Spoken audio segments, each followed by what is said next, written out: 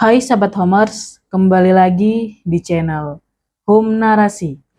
Untuk kisah kali ini, kita punya cerita berjudul Pesugihan Saun Hajatan di Kalimantan. Sebelum kita mulai, jangan lupa tekan tombol like dan subscribe channel ini, serta aktifkan juga lonceng notifikasinya agar tidak ketinggalan cerita-cerita lainnya. Langsung saja, kita masuk ke ceritanya. Mereka mengemasi barang-barang sampai malam. Besoknya, Ahmad mengambil truk yang sering dia gunakan untuk mengusung saun hajatan. Dengan dibantu teman-temannya, Ahmad memindahkan lemari, tempat tidur, dan barang-barang lainnya ke rumah Pak Herman. Tuti, Danu, dan Nita hanya melihat mereka dengan bengong. Mereka enggan membantu sama sekali dan hanya menjadi penonton. Sebenarnya, Sarah kesal dengan kelakuan mereka. Namun, dia masih ingat dengan suaminya yang selalu memintanya untuk bersabar. Pindahan itu selesai tepat jam 4 sore. Barang-barang mereka yang sudah tidak ada di rumah itu menandakan mereka harus segera pamit. Sarah dan suaminya pamit pada Tutik. Meskipun mereka sudah pamit dengan lembut dan cara yang baik, respon Tutik tetap dengan wajah cemberut.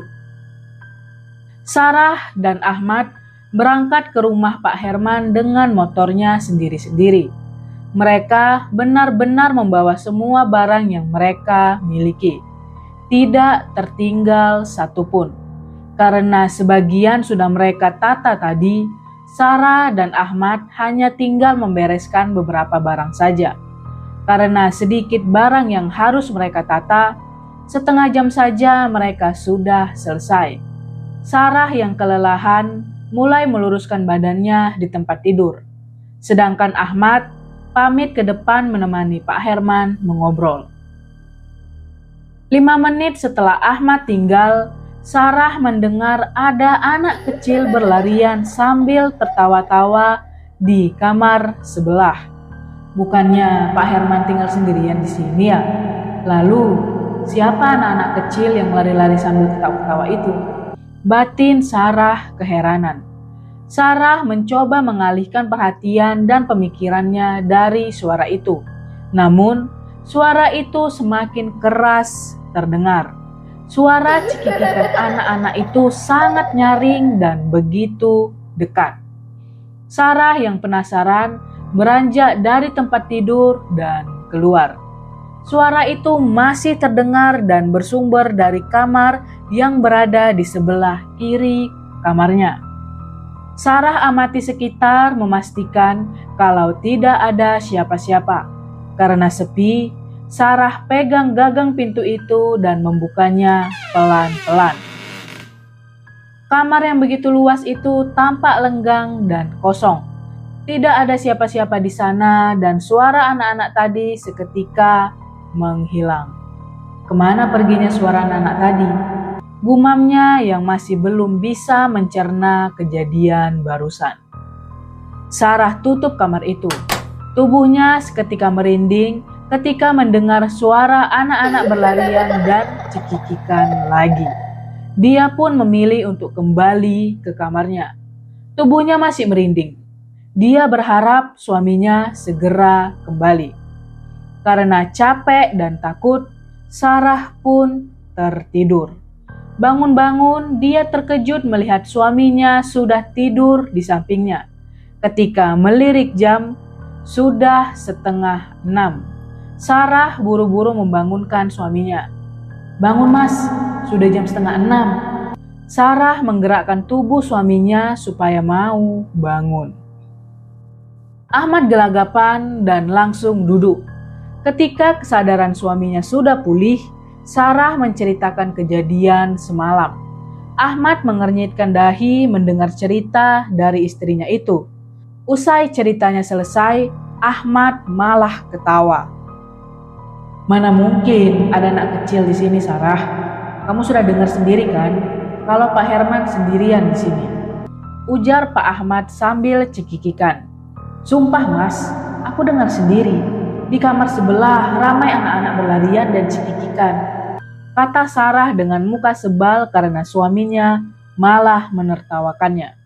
Sudah, mungkin semalam kamu capek, jadinya menghalu sambil mendengar anak kecil berlarian."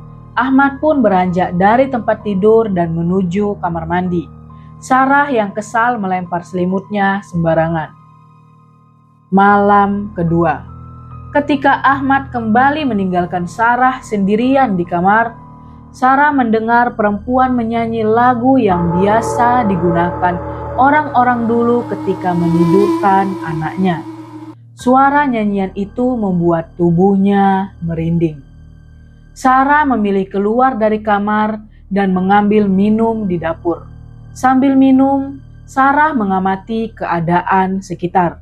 Ketika pandangan matanya jatuh ke jendela kamar yang tampak seperti sudah tidak terpakai, Sarah melihat ada perempuan memakai gaun putih sedang membelakanginya. Sarah mencoba mendekatinya karena penasaran.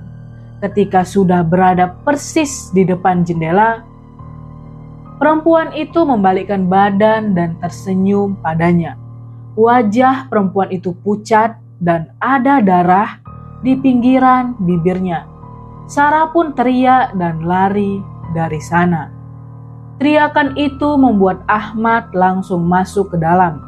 Dia mendapati istrinya menggigil dan keningnya dipenuhi keringat di kamar. "Kamu kenapa, Rah?" tanya Ahmad yang mendadak ikut panik. Sarah menggeleng dan hanya menunjuk keluar. Ahmad menoleh. Tidak ada siapa-siapa di sana. Ahmad memeluk istrinya dan mencoba menenangkan. Baru setelah Sarah tenang, dia ceritakan apa yang dia lihat tadi. Ahmad yang semula hanya menganggap istrinya bergurau, sekarang mulai sedikit percaya. Sarah tidak pernah setakut ini sebelumnya. Malamnya, ketika tidur, Sarah bermimpi bertemu dengan perempuan itu lagi. Kali ini, dia melihat perempuan itu sedang menyusui anak kecil.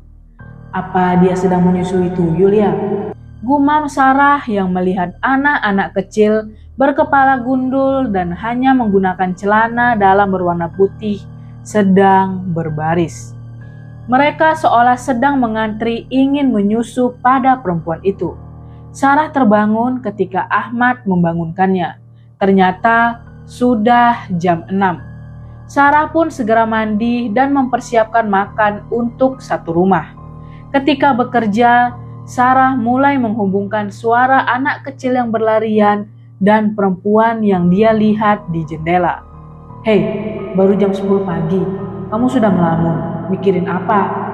Meni, temannya yang sekarang jualan jajanan pasar keliling, mengejutkannya. "Ini loh Ni, kan 2 hari ini aku tidur di rumah Pak Herman yang kemarin aku ceritain. Nah, 2 hari di sana aku mengalami kejadian aneh," kata Sarah sambil membenarkan tempat duduknya. "Apa memangnya?" tanya Meni penasaran. "Malam pertama, aku mendengar anak kecil banyak banget berlarian di kamar sebelah. Waktu aku cek, ternyata kamar itu kosong nih," cerita Sarah sambil meninggikan bahunya sebentar karena merasa merinding. "Ngeri banget," komen Meni sambil menggeleng centil. Sarah juga menceritakan perempuan yang dia lihat di jendela dan datang dari mimpinya. Meni tiba-tiba teringat dengan cerita ibunya waktu itu. Ceritanya hampir sama dengan yang Sarah lihat. Jadi, perempuan itu menyusui anak kecil yang mirip sekali dengan tuyul. "Terus, ibumu bagaimana waktu melihat itu?" "Kurang tahu sih, aku hanya menguping saja. Mungkin nanti setelah jualan, kamu ke rumahku. Aku juga penasaran, nanti kita tanya ibuku," ujar Meni sambil pamit ingin melanjutkan lagi jualannya. Sarah mengangguk. Sepulang dari pasar, Sarah ikut pulang dengan Meni. Dia juga sudah jarang sekali ke rumah temannya. Terakhir, sebelum menikah dengan Ahmad, rumah Menik sudah banyak berubah. Seingatnya, dulu lantai rumahnya masih tanah, sekarang sudah keramik. Menik memanggil ibunya dan memberi kejutan. Bu Iem terkejut melihat Sarah datang. Dia langsung memeluk Sarah. Dulu, waktu Bu Iem jualan, Sarah juga sering membeli jajanannya. Mereka cukup tergolong lama di pasar. Setelah mengobrol dan makan, Menik langsung menanyakan perihal cerita tadi pada ibunya. Sarah yang sedikit lupa pun akhirnya menyimak. Itu sudah lama sekali, waktu ibu muda. Memangnya kenapa? Tanya Bu Iem yang terkejut dengan pertanyaan dari Menik. Menik pun mengulang kembali cerita yang Sarah alami. Bu Iem terkejut. Dia yang sudah mempunyai pengalaman lebih dulu terdiam dan wajahnya menjadi sangat tegang. Sebagai anak, Menik tentu hafal sekali dengan perubahan mimik wajah ibunya. Kenapa Bu? Kok tiba-tiba raut wajahnya berubah begitu? Tanya Menik yang ikut ketakutan. Tapi ini sama atau beda? Yang jelas, kamu harus cari tahu dulu Sarah. Bu Iem berkata dengan sedikit ragu. Menik ikut memajukan wajahnya karena penasaran. Perempuan yang menyusui anak kecil itu ternyata ritual pesugihan. Jadi, mereka memakai pesugihan tuyul dan kuntilanak. Mendengar itu, bibirnya menganga dan matanya melotot. Bu Iem meminta Sarah untuk mencari tahu terlebih dahulu, karena tidak semua begitu. Sarah mengangguk. Meskipun demikian, ada ketakutan juga di dalam hatinya karena jangan-jangan Pak Herman juga menggunakan pesugihan. Memangnya cara mencari tahu bagaimana, Bu? Tanya Sarah yang masih belum tahu cara mengetahui apakah orang itu memakai pesugihan atau tidak. Biasanya, dia punya ruangan khusus yang tidak boleh satu orang pun dimasuki kecuali dirinya sendiri. Sarah pulang setelah mendapat sedikit jawaban tentang mimpinya. Setibanya di rumah, dia temui Ahmad yang sedang membersihkan beberapa saung di ruang tengah.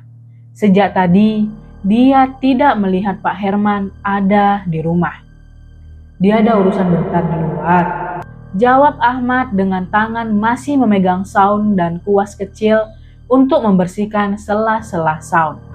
Karena Pak Herman tidak ada di rumah, Sarah mempunyai kesempatan untuk menceritakan apa yang sudah dia dengar dari Bu Iem tadi.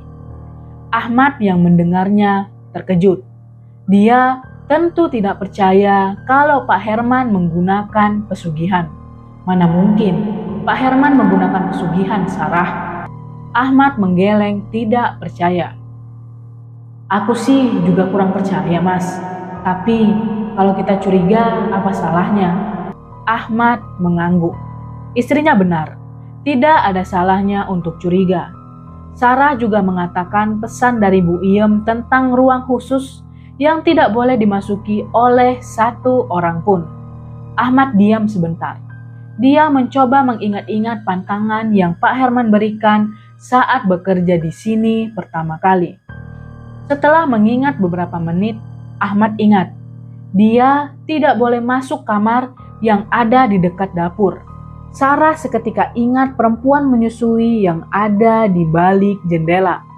Dia pun mengajak Ahmad ke jendela itu. Ya, benar. Kamar ini yang siapapun tidak boleh membukanya. Ahmad membenarkan apa yang Sarah tunjuk. Aku melihat perempuan itu di jendela kamar ini. Sarah menunjuk jendela kamar tersebut. Ahmad tercengang. Dia dan istrinya mulai menduga kalau Pak Herman menggunakan pesugihan. Sarah mulai mengungkap ketakutannya. Dia takut kalau mereka akan dijadikan tumbal. Dia ingin pindah dari rumah ini. Tetapi Ahmad meminta Sarah untuk tenang dan sabar dulu.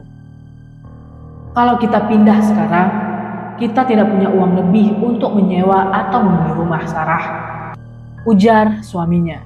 Sarah terdiam. Apa yang suaminya katakan memang benar. Jadi, untuk sementara waktu, mereka harus bersabar dulu. Setiap malam, Sarah mendengar suara anak-anak kecil dan suara perempuan cekik-cekikan. 3 hari setelah mereka mulai curiga, Pak Herman menderita sakit. Pak Herman sampai tidak bisa bangun dari tempat tidurnya. Karena tidak mau merepotkan Ahmad dan Sarah, dia menyewa perawat untuk mengurusinya. Sebelum menyewa, Sarah bersedia merawat Pak Herman. Akan tetapi, Pak Herman menolaknya. Sarah punya kesibukan lain dan dia tidak mau menghentikan kesibukan itu. Sehingga mau tidak mau, Pak Herman menyewa perawat bernama Putri. Sudah hampir 1 minggu, Putri merawat Pak Herman. Barulah dia bertanya-tanya tentang Pak Herman pada Sarah. "Selama ini, Pak Herman tidak memakai apa-apa kan, Mbak?" tanya Putri. "Memangnya kenapa, Put?" Sarah terkejut karena tiba-tiba Putri bertanya begitu.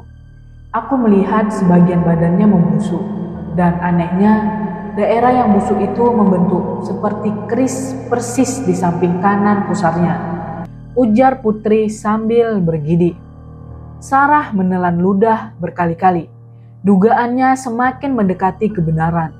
Dia pun menggeleng karena Sarah juga tidak tahu banyak soal Pak Herman. Mereka baru pindah sekitar 1 bulan yang lalu.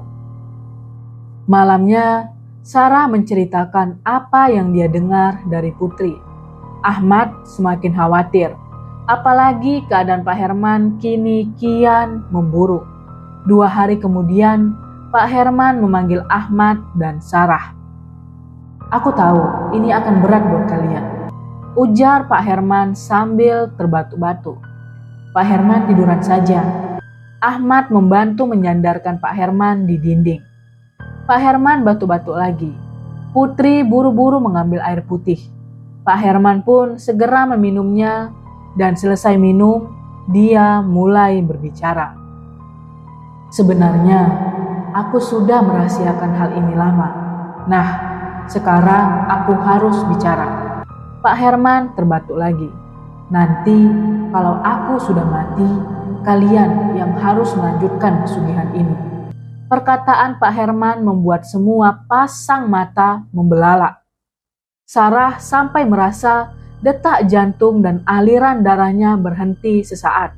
Sedangkan Putri refleks menutup mulutnya. Ahmad menolaknya. Tetapi Pak Herman memaksa. Dia sudah membuat perjanjian dengan dukun kenalannya kalau pesugihan miliknya akan dilanjutkan oleh Ahmad. Ahmad tidak bisa menolaknya kalau tidak mau terjadi apa-apa pada dirinya. "Pak, kami tidak bisa melanjutkan ini. Tolong beritahu kami cara menghentikan semua ini," ujar Ahmad memohon-mohon.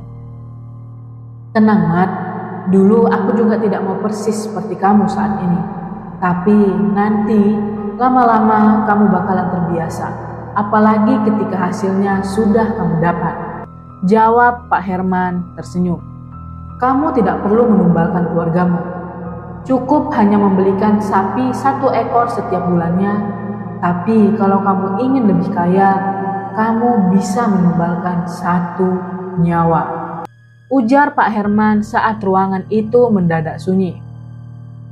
Pak Herman mewanti-wanti agar Ahmad dan Sarah senantiasa memberikan tumbal setiap bulannya, agar mereka selamat dari amukan makhluk yang memberi mereka kekayaan.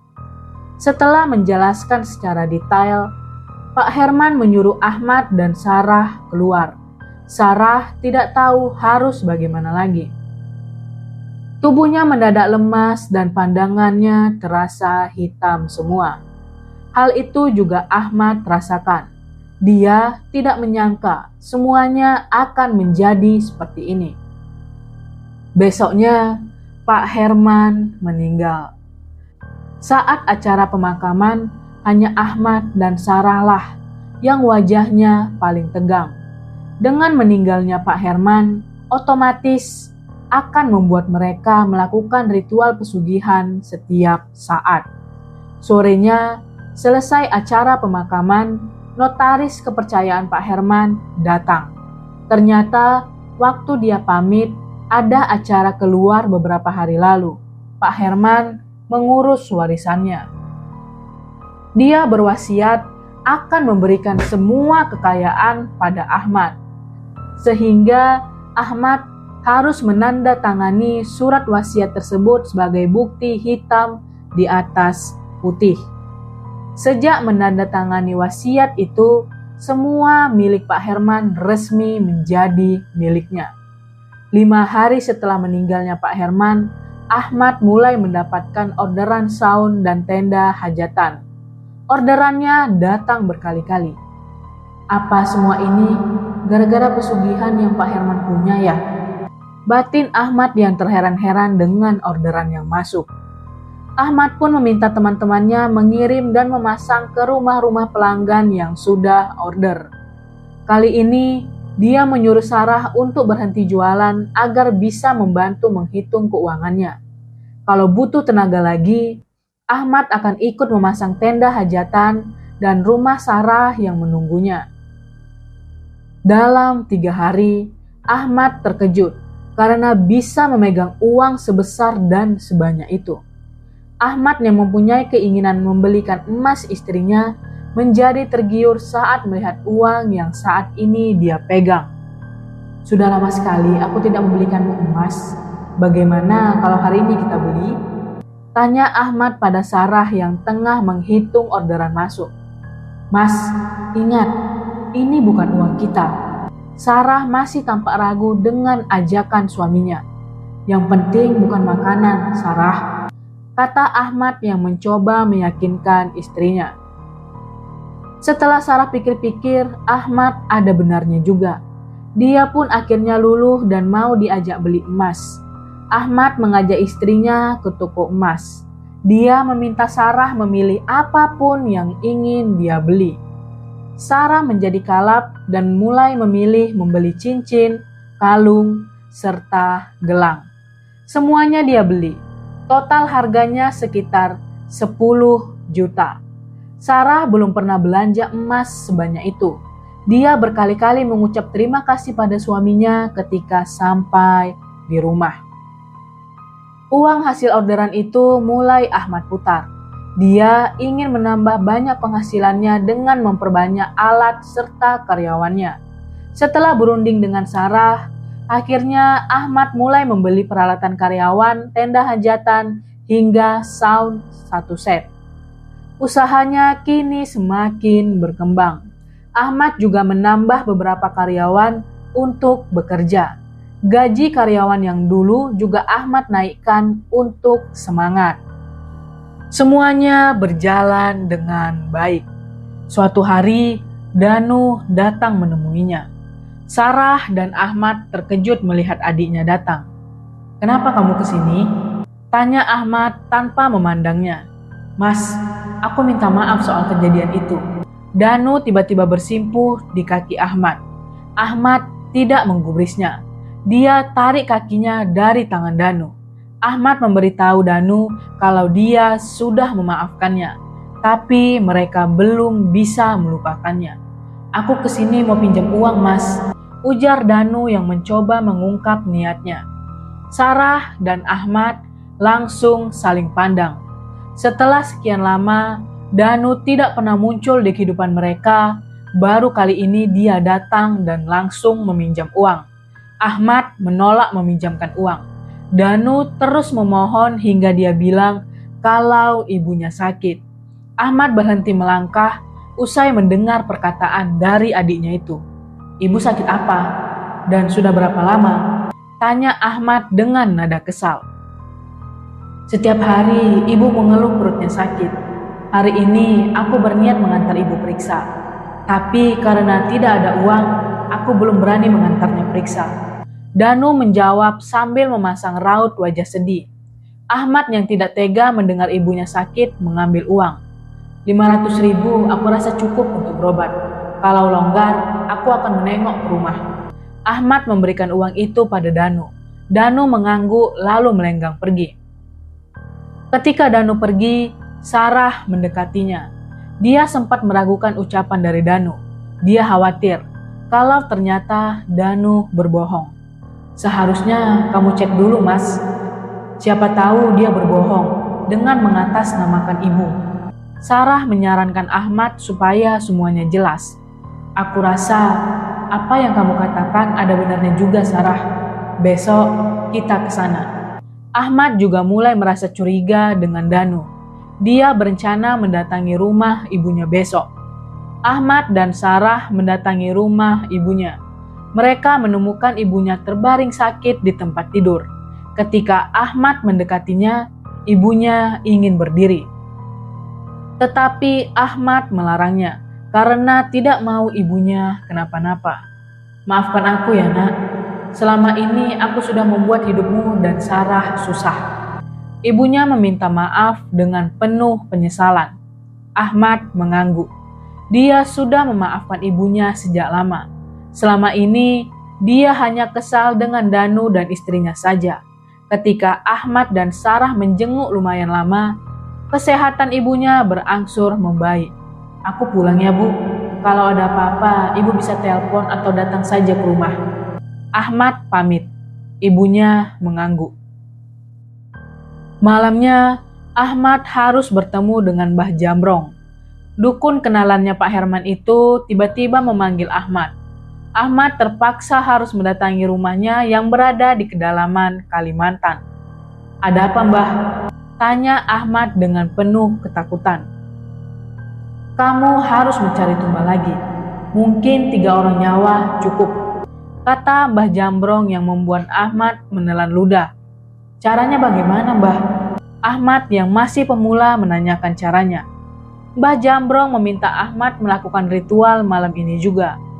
Dia sudah mempersiapkan semuanya, mulai dari ayam cemani, sehelai kain kafan, dan beberapa uang. Ahmad hanya tinggal menjalankannya saja. Ahmad menelan ludah berkali-kali. Dia membayangkan betapa mengerikannya harus ritual sendirian di antara pepohonan besar yang ada di pedalaman ini. Tetapi bagaimanapun juga, dia harus menjalankan ritual itu. Mbah Jambrong memberikan perlengkapan pada Ahmad, mulai dari ayam cemani, sesajen, hingga sehelai kain kafan dan uang ratusan ribu. Kamu bawa semua ini ke belakang, tepat di bawah pohon besar yang sudah aku siapkan juga, kata Mbah Jambrong sambil menyerahkan semua perlengkapan itu. Baik, Mbah. Ahmad mengangguk dan memegang semua perlengkapan tersebut. Ketika Mbah Jambrong memintanya pergi, Ahmad segera berdiri dan berjalan perlahan keluar dari rumah itu. Ahmad mengerjitkan dahi berkali-kali. Dia terus berjalan sampai ke pintu belakang. Pintu belakang ternyata sudah terbuka. Ahmad menatap bagian belakang yang penuh dengan kegelapan. Tidak ada penerangan sama sekali di sana.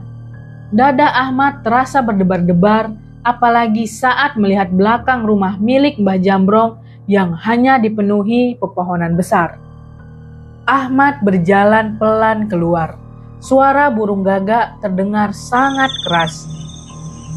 Ditambah dengan suara burung hantu. Tubuhnya seketika merinding. Suara burung gagak itu semakin keras terdengar. Ahmad berjalan menggunakan senter. Baru setengah jalan menuju pohon yang dimaksud, Ahmad melihat ada sekelebat bayangan putih berpindah dari pohon satu ke pohon lainnya dengan sangat cepat. Apa itu? Ahmad seketika menengok ke samping. Bayangan itu sudah menghilang. Ahmad kembali berjalan hingga sampai di bawah pohon besar. Dia mulai menata perlengkapan ritualnya sesuai arahan Mbah Jambrong tadi. Ahmad meletakkan kemenyan di loyang kuning yang sudah disediakan.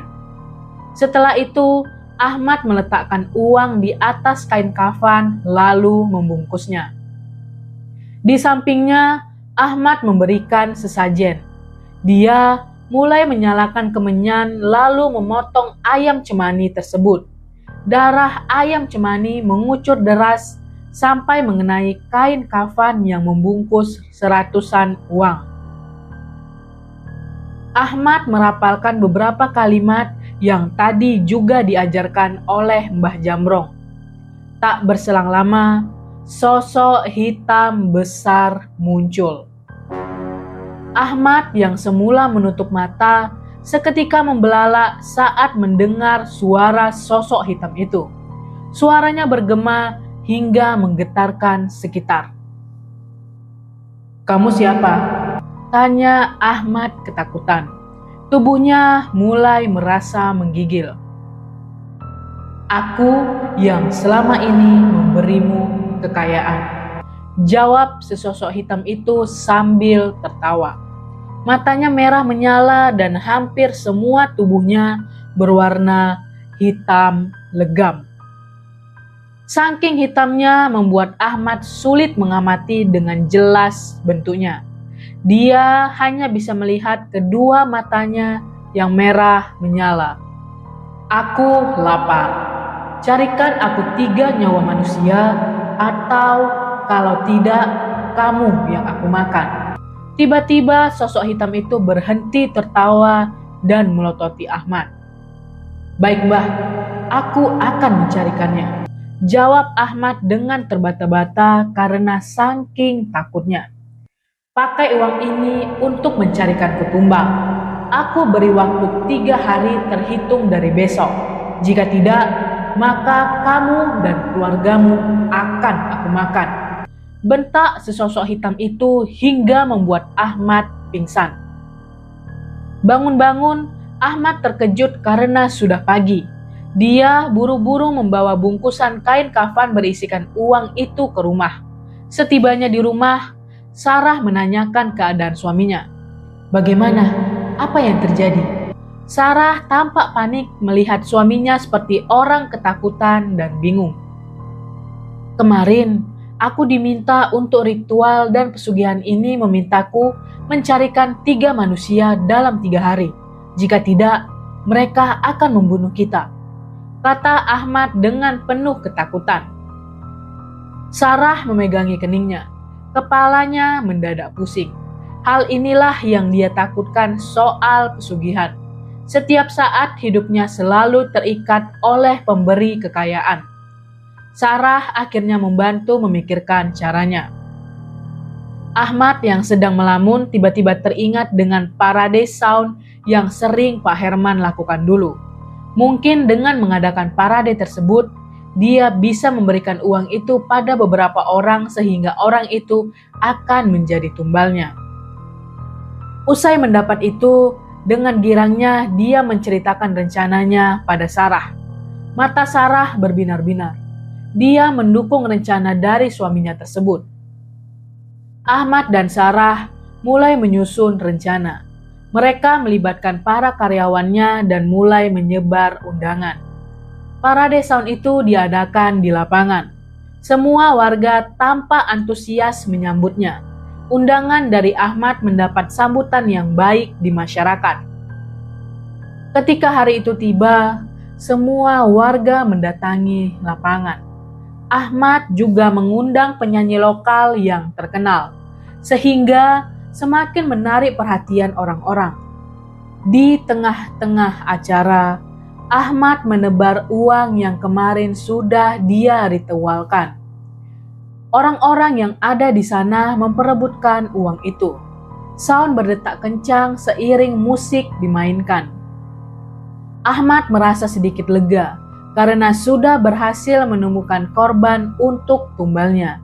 Tidak lama lagi, uang itu akan bekerja dengan cepat. Acara berakhir tengah malam. Ahmad pun segera membereskan semuanya. Dengan dibantu karyawan dan beberapa warga, mereka berhasil membereskan sound dan beberapa peralatan hanya dalam waktu 1 jam. Saat tiba di rumah, Ahmad seketika memeluk istrinya. "Kita sudah aman, Sarah. Sebentar lagi uang itu akan bekerja dan mereka akan dijadikan tumbangnya." Ahmad tertawa cekikikan. "Dan kekayaan kita akan semakin bertambah." Sarah pun ikut kegirangan. 3 hari kemudian mereka mendengar kabar 3 orang tetangganya terkena penyakit aneh. Entah kenapa perutnya membesar dan kakinya bengkak-bengkak. Sarah yang mendengar itu dari tetangganya pura-pura bertanya. "Memangnya sakit apa, Mbak?" tanya Sarah. "Aku sendiri tidak tahu, Sarah. Bahkan katanya dokter juga tidak tahu penyakitnya. Apa jangan-jangan dia disantet ya?" ujar tetangganya itu. "Memangnya masih ada ya begituan, Mbak?" Tetangganya itu menggelengkan kepala. Sarah langsung membawa kabar itu kepada suaminya. Ahmad tertawa senang. Dia tahu semua penyakit aneh itu terjadi karena uang yang dia sebar mulai beraksi. Keesokan harinya, 3 orang itu meninggal dengan cara yang cukup memprihatinkan. Kedua matanya melotot dan lidahnya menjulur keluar. Orang-orang mulai membicarakan kematian ketiga orang tersebut. "Kematian mereka benar-benar tidak wajar. Aku jadi takut. Apa jangan-jangan mereka korban santet ya?" Sarah dan Ahmad mendengar para tetangga membicarakan soal kematian 3 orang tersebut. "Aku rasa begitu. Katanya sudah 3 dokter didatangi, tetapi mereka tidak bisa mengatasi sakitnya." Salah satu dari mereka menyahut. Mereka meyakini dengan adanya santet, semua warga yang ketakutan meminta pemimpin desa untuk mengadakan pengajian. Karena usulannya baik, pemimpin desa akhirnya memutuskan akan mengadakan pengajian dan doa bersama di lapangan desa. Sarah dan Ahmad terpaksa tidak bisa ikut. Mereka meyakini orang-orang seperti mereka tidak diperbolehkan ikut pengajian dan segala kegiatan keagamaan. "Aku sendiri tidak tahu pastinya, Sarah, tetapi untuk berjaga-jaga sebaiknya jangan." Ahmad menggeleng cemas. "Lalu bagaimana kalau saung atau tenda kita mereka sewa?" tanya Sarah bingung. Dia terus mondar-mandir di depan suaminya yang duduk dengan penuh kecemasan. "Sebaiknya kita tolak." Ahmad menggeleng, wajahnya tampak menjadi suram. Sorenya ketakutan Sarah benar-benar terjadi. Saat hujan rintik turun dengan sesekali, Pak Ruslan dan beberapa takmir masjid mendatangi rumah Ahmad. Mereka tentu berniat ingin menyewa saung dan tenda untuk pengajian besar di kampungnya. "Apa bisa kami menyewa 3 saung besar dan tenda hajatan, Mas?" tanya Pak Ruslan selaku pemimpin desa. "Maaf sekali, Pak. Kemarin setelah mengadakan parade saung kami rusak. Begitu juga dengan tenda hajatannya. Semua peralatan kami sedang dalam perbaikan. Jadi mohon maaf sekali. Kami belum bisa menyewakannya, Pak. Kami takut mengecewakan warga." Ila Ahmad yang tentu saja untuk menolak saung serta tenda hajatannya digunakan untuk acara keagamaan. "Satu pun tidak bisa, Pak Ahmad?" tanya salah satu takmir. Ahmad menggeleng. Pak Ruslan tiba-tiba menyahut. "Aku tahu Mas Ahmad ini selalu memberikan yang terbaik untuk pelanggannya. Jadi sedikit pun kerusakan pada saungnya, dia memilih untuk memperbaikinya dulu. Oleh sebab itu, kita tidak bisa memaksanya." Beberapa takmir masjid mengangguk menyetujuinya. Pak Ruslan pun meminta pendapat dari beberapa takmir untuk mencari penyewa saung dan tenda hajatan. Waktunya yang sudah mepet tentu tidak bisa membuat mereka berleha-leha lagi. "Mungkin punya Aksa, Pak. Dia warga baru yang juga menyewakan saung serta tenda hajatan," kata salah satu takmir. Mendengar nama Aksa membuat Ahmad menjadi penasaran. Ahmad sebenarnya sudah mendengar ada warga baru datang, tetapi dia belum pernah dengar kalau warga baru itu ternyata juga menyewakan tenda serta saung sama persis seperti miliknya. Pak Ruslan dan para takmir pamit. Seusai mereka pergi, Pak Ahmad menemui istrinya yang bersembunyi di kamar. Dia takut dan merasa tidak enak dengan Pak Ruslan. Ahmad menanyakan soal Aksa yang berhadapan langsung dengan istrinya. "Aku baru dengar ini, Mas. Coba nanti aku cari tahu." Acara pengajian itu pun tiba. Sarah dan Ahmad langsung mengunci pintu rumahnya. Dia tidak ingin ada tetangga atau warga menanyakan alasan mereka tidak berangkat pengajian. Tak hanya itu, mereka juga mengirim utusan untuk melihat keadaan saun dan tenda hajatan milik Aksa. Keesokan harinya, utusan itu datang dan menyampaikan semua yang mereka lihat. Saunnya bagus dan tendanya juga bagus, Pak. Bahkan hampir sebagian warga memuji suara saunnya. Mendengar kabar buruk itu, Ahmad menjadi naik pitam. Dia tidak mau membiarkan Aksa merebut pelanggannya selama ini. Namun, Ahmad tetap merasa sedikit tenang. Dia yakin Aksa tidak akan bisa merebut pelanggannya. Sebulan berlalu begitu cepat. Penyewa tempat Ahmad semakin sepi. Dia heran. Biasanya di bulan-bulan penuh hajatan, semua peralatannya disewa oleh orang-orang. Tetapi bulan ini hanya ada 3 orang saja yang menyewa. Padahal di desanya hampir 20 orang mengadakan hajatan. Kemana perginya mereka? Gerutu Ahmad sambil memegang kepala. "Semua mulai beralih menyewa ke tempatnya Aksa, Pak," jawab salah satu karyawannya yang kebetulan melihat sendiri orang-orang menggunakan saun dan tenda milik Aksa. Ahmad semakin naik pitam. Kali ini amarahnya benar-benar memuncak. Dia tidak bisa menahannya lagi. Ahmad pun mulai membuat hitungan kepada Aksa. Dia mendatangi Mbah Jambrong dan memintanya menyantet Aksa. Mbah Jambrong pun melakukan sesuai dengan keinginan Ahmad. Bayaran yang Ahmad berikan juga lumayan besar. "Kamu tunggu saja di rumah. Mungkin 3 hari santet dariku akan bekerja. Kalau tidak, aku akan mengembalikan uangmu," pinta Mbah Jambrong. Ahmad pun pulang. Dia menunggu santet dari Mbah Jambrong bekerja. Selama ini, semua yang Mbah Jambrong lakukan selalu berhasil. Sehingga dia yakin, tidak lama lagi Aksa akan sakit dan mati secara mengenaskan. Waktu berjalan begitu cepat.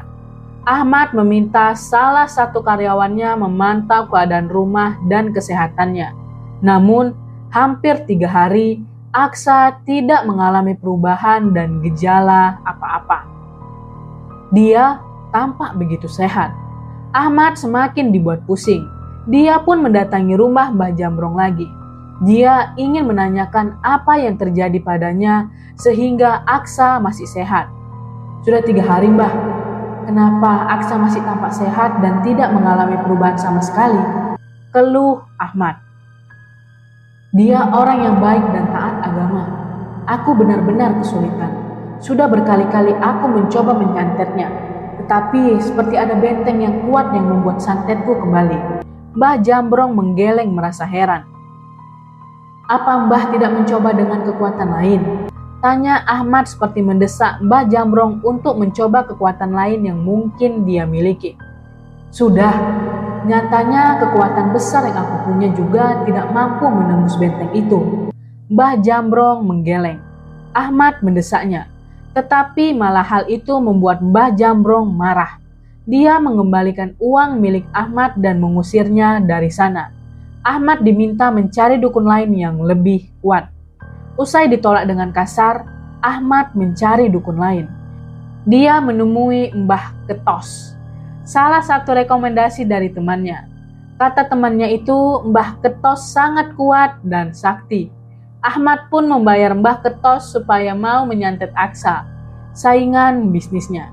"Baiklah, beri aku waktu 3 hari, maka orang itu akan mati," kata Mbah Ketos. Ahmad pulang dan menunggu janji dari Mbah Ketos. Dia masih menggunakan dengan cara yang sama, mengutus salah satu karyawannya untuk memantau keadaan Aksa. Akan tetapi, sudah hampir 3 hari Aksa masih tampak sehat. Ahmad yang tidak terima langsung menemui Mbah Ketos. Dia menanyakan soal santet yang katanya akan dia lakukan. Jawaban Mbah Ketos hampir sama dengan jawaban dari Mbah Jambrong. Ahmad memegangi kepala. "Kalau begitu, kembalikan uang saya, Mbah." Ahmad yang merasa tidak terima meminta uangnya kembali. "Tidak bisa. Uang yang sudah kamu berikan tidak bisa kamu minta lagi. Walaupun santetku gagal, tetap saja uang itu jadi milikku," kata Mbah Ketos dengan nada tegas.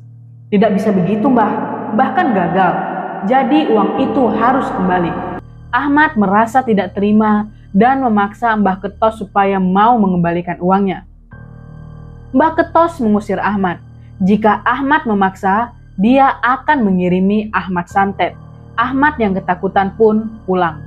Seminggu kemudian, Ahmad mendengar kabar dan sekaligus mendapat undangan pengajian yang akan diadakan oleh Aksa. Ahmad kebakaran jenggot. Dia tahu kalau hal itu adalah cara Aksa supaya bisa mendapatkan lebih banyak pelanggan. "Ini tidak bisa dibiarkan, Sarah. Kita harus mencari gebrakan baru supaya para warga kembali menyewa saung dan tenda pada kita," kata Ahmad tersungut-sungut. "Caranya bagaimana, Mas? Bagaimana kalau kita adakan parade saung lagi?" Ahmad meminta saran. Sepertinya para warga sudah tidak tertarik dengan parade itu. Mereka sekarang lebih senang menghadiri pengajian. Apalagi setelah kejadian 3 orang mati dengan keadaan aneh itu, Mas. Ahmad membenarkan apa yang Sarah katakan. Akhir-akhir ini, para warga memang lagi gemarnya mengadakan pengajian. Bahkan di acara pernikahan pun, mereka kebanyakan mendatangkan para penceramah daripada pendangdut. "Apa kita perlu mengadakan pengajian juga ya, Sarah?" tanya Ahmad bimbang. "Mas, jangan melakukan hal-hal yang membahayakan diri kita sendiri. Kita coba pikirkan cara lain yang tidak membahayakan diri kita." Seketika Sarah menolak. Dia benar-benar takut terjadi apa-apa pada mereka. Setelah pengajian itu, para warga mulai menyindir Ahmad dan Sarah. Sindiran dari warga secara langsung maupun hanya guncingan saja. "Aksa baru beberapa bulan ini sudah mengadakan acara pengajian. Kalian kapan?" tanya Mbah Seni pada Ahmad dan Sarah. Mereka hanya tersenyum lalu melenggang pergi. Setibanya di rumah, Ahmad marah-marah. Dia membanting beberapa barang yang sudah tidak terpakai. Dia tidak menyangka kepercayaan para warga kini berangsur-angsur menghilang. Para warga memilih menyewa saung dan tenda hajatan kepada Aksa daripada dirinya. Mau tidak mau, Ahmad harus membuat gebrakan baru. Setelah memikirkan matang-matang, Ahmad bertekad mengadakan pengajian yang sama. Sarah sempat melarangnya. Dia juga menyarankan Ahmad menanyakan soal pengajian pada Mbah Jambrong. Ahmad yang sempat takut, akhirnya mengikuti saran dari Sarah. Dia mendatangi Mbah Jambrong dan menanyakan soal pengajian itu. "Kamu benar-benar sudah gila. Kalau kamu ingin mati, lakukan saja. Pesugihan itu akan memangsamu sendiri," kata Mbah Jambrong sambil memaki-maki Ahmad. Ahmad pulang dengan penuh kekecewaan. Pikirannya benar-benar buntu. Dia tidak tahu cara untuk mempromosikan lagi. Berhari-hari Ahmad mendapat sindiran dari tetangganya. Bahkan ada yang mengetahui kalau Ahmad tidak pernah berangkat pengajian.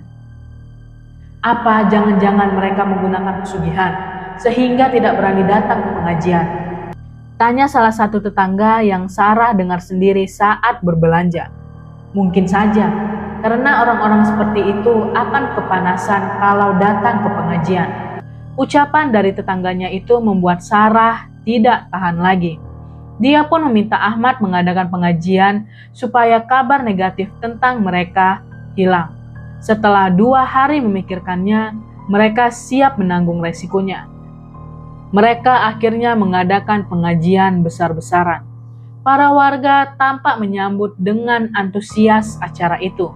Beberapa dari mereka malah membantu membagikan undangan pengajiannya. Mereka tampak senang sekali. Persiapan demi persiapan sudah mereka lakukan bersama-sama. Penceramahnya bagus, Pak Ahmad berani mendatangkannya, padahal biayanya mahal. Para warga mulai memuji-muji Ahmad. Ahmad yang mendengarnya tampak senang. Dia yakin setelah acara ini, para warga akan kembali mempercayakan hajatannya padanya. Hampir 4 hari persiapan disiapkan, hingga akhirnya hari yang ditunggu-tunggu pun datang. Acara pengajian berjalan dengan hikmat, penuh kebahagiaan di lapangan. Ahmad duduk di depan bersama ibu dan istrinya. Para tamu undangan juga duduk di sana, sedangkan para warga ada di belakang. Di tengah acara, tiba-tiba muncul percikan api di belakang saunnya. Beberapa warga berteriak ketakutan saat melihat percikan api itu. Lama-kelamaan, percikan api itu semakin besar. Beberapa warga yang ada di dekatnya berlari berhamburan. Acara pengajian menjadi kacau. Saun milik Ahmad seketika meletus dan mengeluarkan seperti ledakan. Para warga panik dan lari tunggang-langgang. Mereka semua mencari tempat aman supaya tidak terkena ledakan dari berbagai saun besar milik Ahmad. Ahmad memegangi kepala. Dia tidak menyangka akan terjadi demikian. Tak berselang lama, gensetnya juga meledak.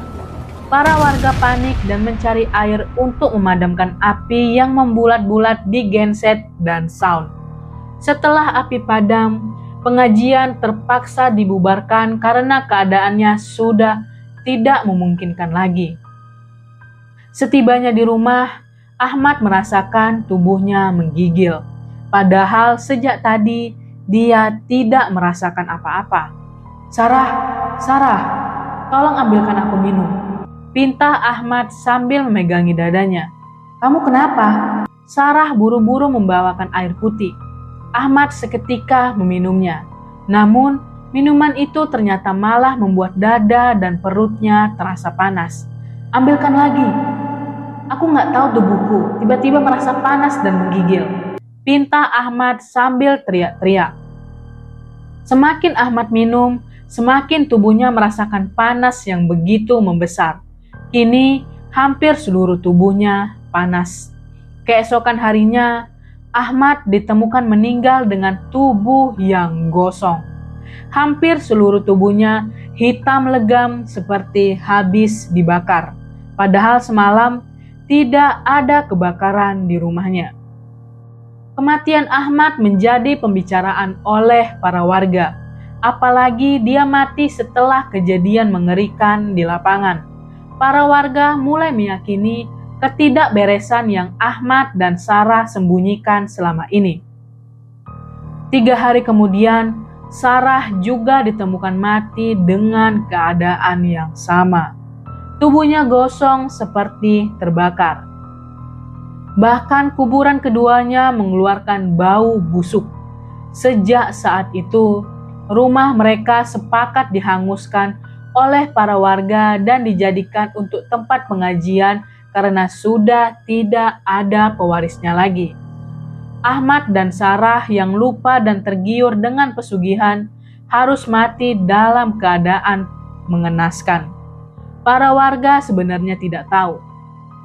Namun setelah membongkar dan menghanguskan rumah mereka, mereka menemukan benda-benda seperti keris, kain kafan, dan beberapa benda pedukunan lainnya. Mereka membuang jauh-jauh benda-benda itu ke laut. Mereka tidak mau. Kampungnya ada hal-hal syirik yang menakutkan. Untuk menghindari adanya korban, sebaiknya kita buang semua benda ini ke laut. Karena katanya laut akan menetralkan semua jenis ilmu-ilmu gaib, kata tetua desa itu. Oke teman-teman, sekian untuk kisah kali ini. Bagaimana menurut kalian tentang kisah ini? Tulis komentar kalian di kolom komentar, dan buat teman-teman yang baru bergabung, jangan lupa untuk like, komentar, share, serta subscribe channel ini. Dan nantikan kisah-kisah horor berikutnya. Tetap di channel Home Narasi.